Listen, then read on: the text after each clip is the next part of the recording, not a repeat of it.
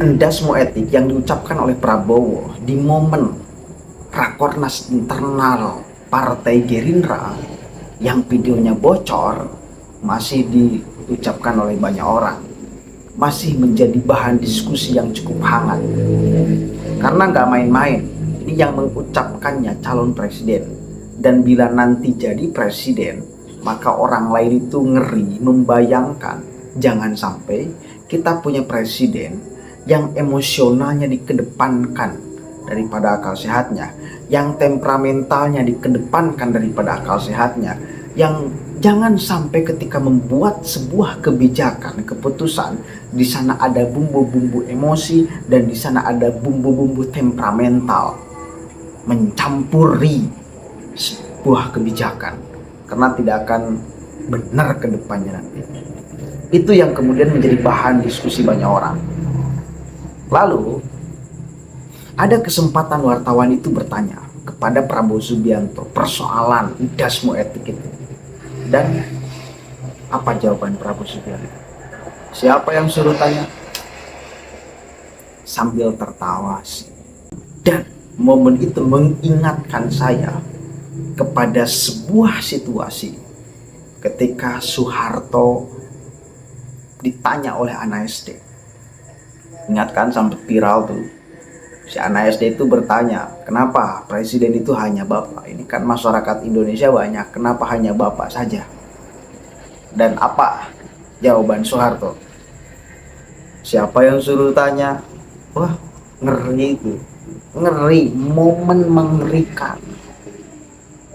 Dan itu mungkin dipakai joke oleh Prabowo Subianto. Pertanyaan saya, apakah pantas? Apakah lucu gitu? Enggak. Ini bukan memori lucu. Peristiwa itu bukan memori tentang kelucuan.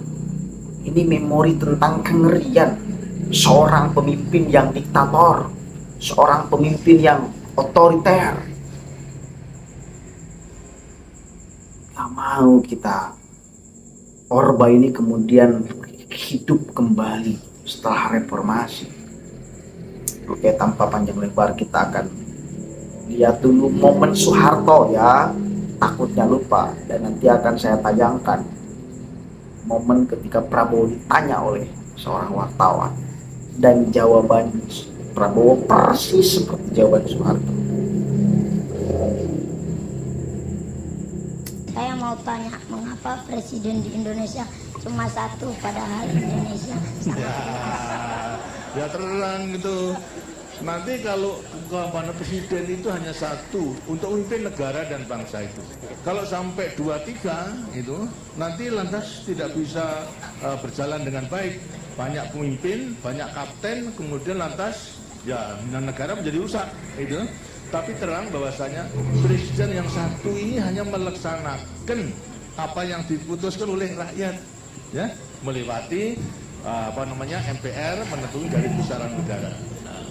Kenapa kamu tanya begitu? Kenapa? Karena siapa kamu tanya begitu?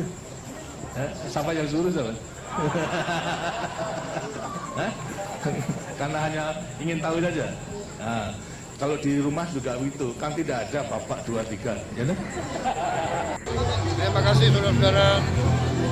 Tadi dari gerakan masyarakat perhutanan sosial menyampaikan dukungan dan saya terima dengan baik.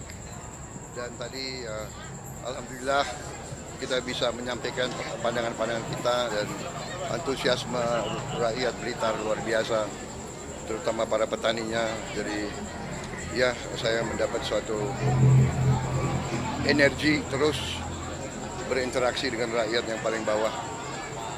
Saya kira itu dari saya. Pak banyak menyampaikan. Ya.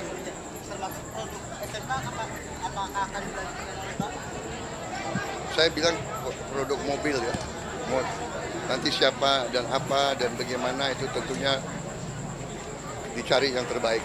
Saya sudah buktikan bahwa kita sudah bisa bikin Jeep buatan Indonesia, mau ya nanti kita cari produk-produk yang terbaik.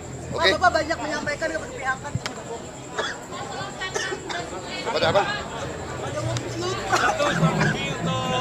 Mengelola petani gimana Pak? Apa? Strategi untuk memampukan petani yang selama ini terpuruk gimana Pak? Dengan Itu kan di dalam di antara keluarga, ya kan?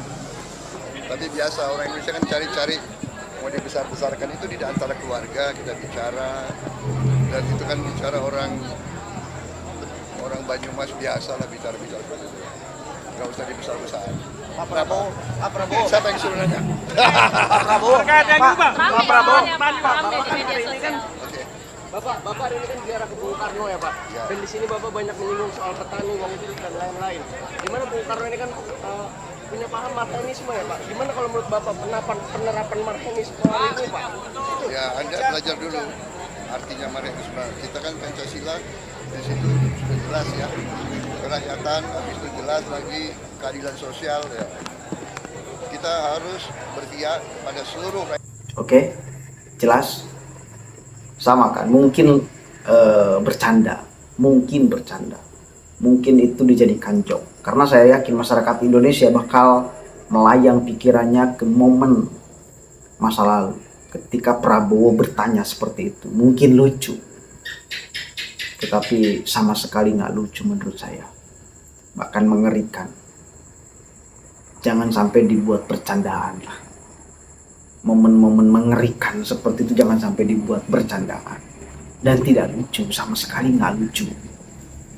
Dan memang sebetulnya Prabowo nggak lucu. Image, citra gemoynya itu kan seketika hilang ketika di momen perdebatan kemarin itu udah nggak ada loh. Gemoynya itu dilepaskan, semuanya dilepaskan. Udah nggak bisa sekarang itu Prabowo ngeklaim bahwa dirinya gemoy dan lain sebagainya. Nggak. Kita nggak melihat kegemoyan dari Prabowo Subianto, tidak melihat kelucuan dari Prabowo Subianto. Yang ada ya sama aja seperti dulu. Selalu saja ulang-ulang kalimat ini. Prabowo hari ini dengan Prabowo 2014 dan 2019 sama, temperamentalnya sama, emosionalnya sama, dan lain sebagainya masih sama. Klaim Prabowo katanya sekarang saya udah berubah. Di belah mana berubahnya? Nggak ada. Prabowo itu nggak berubah, sama aja. Dan makanya aneh kalau memang pendukung Jokowi tadinya yang sekarang memilih Prabowo Subianto, kalau dasarnya ideal, aneh saya, serius aneh. Kalau dasarnya ideal, artinya dasarnya ideal itu melihat Jokowi itu secara nilai, bukan sebagai simbol politik atau patsun politik, tetapi secara nilai. Aneh, karena nilai-nilai yang dipunya oleh Presiden Jokowi sama sekali, menurut saya, nggak ada sedikit pun nilai itu dipunya oleh Bapak Prabowo Subianto.